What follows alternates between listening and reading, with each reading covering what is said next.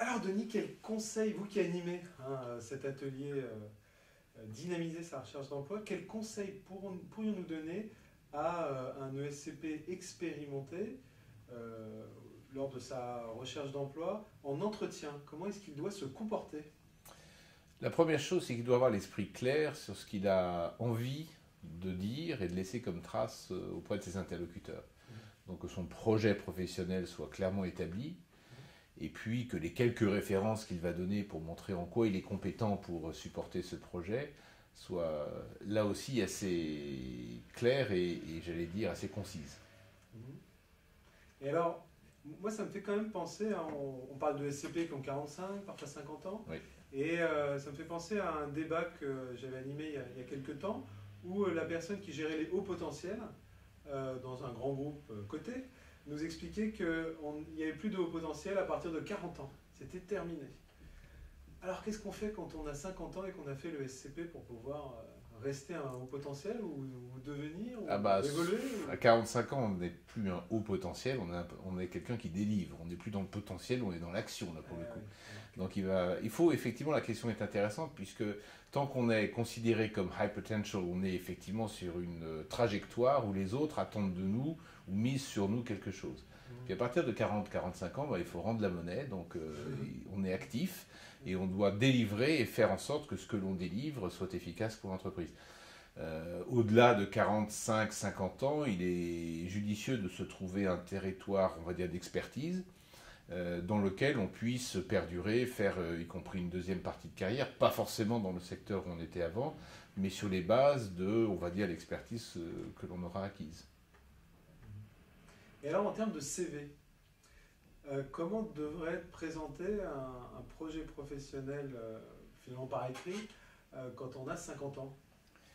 Alors tout sauf une biographie, parce qu'à 50 ans on a beaucoup de choses à dire, et si on confond le CV avec une biographie, on va en écrire 3-4 pages, ce qui est évidemment totalement inopérant pour se présenter. Ce qui est important, c'est considérons un CV comme un argumentaire de vente de soi, avant tout, et de son projet.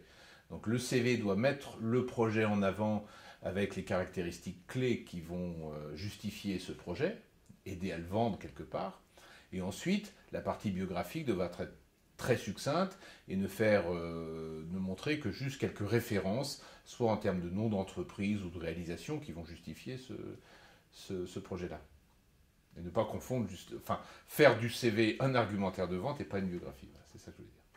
Et est-ce qu'il y a d'autres solutions que vous préconisez ou qui apparaissent dans cet atelier de dynamiser sa recherche d'emploi pour des personnes qui finalement ont du mal à retrouver des postes équivalents Alors, deux conseils. Le premier, c'est de ne pas hésiter à réfléchir sur quel nouveau projet ces personnes pourraient aborder sur les 10, 15 ou quelquefois 20 prochaines années.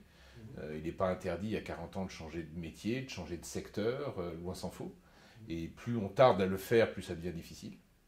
Donc, savoir se remettre en cause et accepter l'idée de changer un petit peu de braquet, c'est essentiel. Et puis le deuxième conseil, c'est éviter d'attendre que les chasseurs de tête ou les petites annonces vous appellent, ce qui ne sera jamais le cas, surtout quand on est senior. Il faut vraiment activer son réseau et être soi-même proactif pour aller trouver l'entreprise auprès de laquelle on pourra vendre son projet.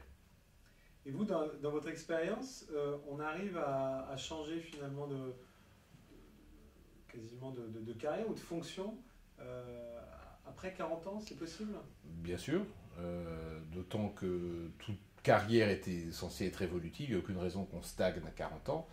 On peut, surtout à 40 ans d'ailleurs, c'est un âge où on a le potentiel généralement de prendre des fonctions de plus en plus de management, voire de direction générale.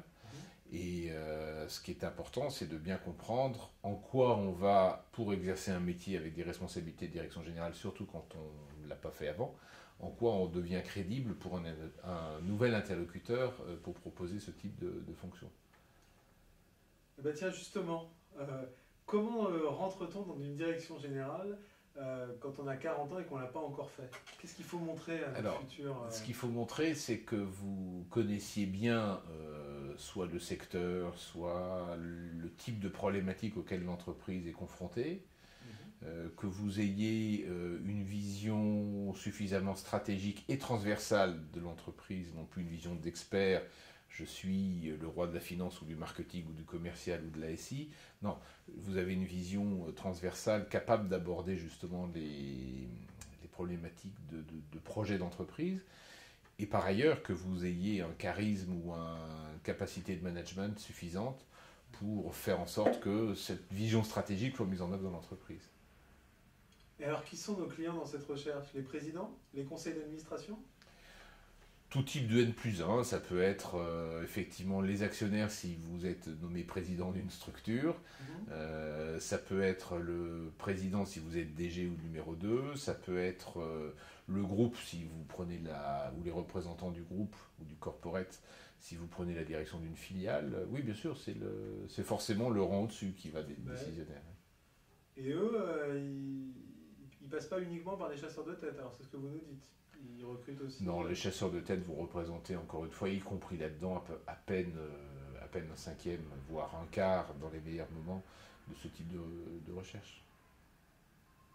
Autre question, alors comment on fait pour les rencontrer, tous ces gens-là, et développer son réseau, puisque je veux devenir directeur général, donc finalement le réseau que je cherche à développer, c'est ou des présidents ou des gens de conseil d'administration, des personnes, certainement pas des directeurs fonctionnels. Et alors, comment je fais pour développer mon réseau? La première chose, c'est de trouver l'entreprise d'abord. D'accord. Et au sein de l'entreprise, en connaître la culture. Et ça, c'est évidemment pas le directeur général ou le président qui va vous donner ces informations. Donc, le réseau, c'est une approche progressive, itérative. Donc, vous allez d'abord rencontrer des gens de l'entreprise qui vous intéressent pour des tas de raisons, de critères que vous avez présélectionnés. Donc, vous allez essayer de rentrer dans l'entreprise, comprendre son mode de fonctionnement, sa culture, son éthique. Et si tout cela vous convient, vous allez essayer de comprendre ces problématiques, de savoir progressivement s'il y a des opportunités dans cette entreprise ou ce groupe, et qui les gère. Et progressivement, vous allez être amené à rencontrer les personnes qui sont effectivement dans ce type de besoin. Et une fois que vous réussissez à rentrer en contact avec ces gens-là, vous vous présentez comme une offre de service possible pour répondre à ce type de besoin. Et alors finalement, puisque moi à un moment j'ai fait du conseil, j'en fais toujours, mais dans une grosse structure de conseil de direction générale, et je me souviens que certains anciens de cette grosse structure de conseil de direction générale passaient justement chez leurs clients dans l'entreprise. Est-ce que c'est un passage que l'on voit aussi à 45, 50 ans, c'est-à-dire des personnes qui seraient allées vers le conseil, qui seraient allées vers des sociétés de services, et qui rentrent chez leurs clients. Qui rentrent chez leurs clients. Est-ce que vous le voyez? C'est typique de cette approche de réseau où, effectivement, quand on est dans une position de conseil vis-à-vis d'une entreprise, on est un peu mieux placé pour connaître la problématique de l'entreprise et y apporter une réponse qui donne satisfaction. Si cette réponse ne nécessite qu'une intervention, on va dire, timée dans le temps ou limitée, en tout cas dans un périmètre temps ou budget limité, la personne qui donne cette réponse peut rester consultant ou va rester consultant. Si l'entreprise ressent que le besoin ou la réponse à sa problématique peut devenir pérenne dans le temps et que la personne qui a été son conseiller en tant que consultant extérieur est la bonne personne, elle va tout faire pour s'attacher à la recruter elle-même de façon à avoir une solution interne, permanente et efficace. Très bien. Y a-t-il d'autres conseils que l'on peut donner à nos quarantenaires ou cinquantenaires de l'ESCP?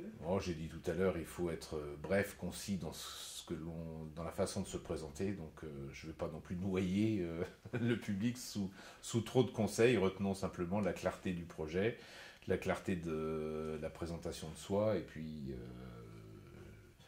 l'énergie dans la proaction, dans la mise en œuvre de sa démarche de réseau. Voilà, ça suffira comme ça. Merci beaucoup. Mais je vous en prie, merci beaucoup.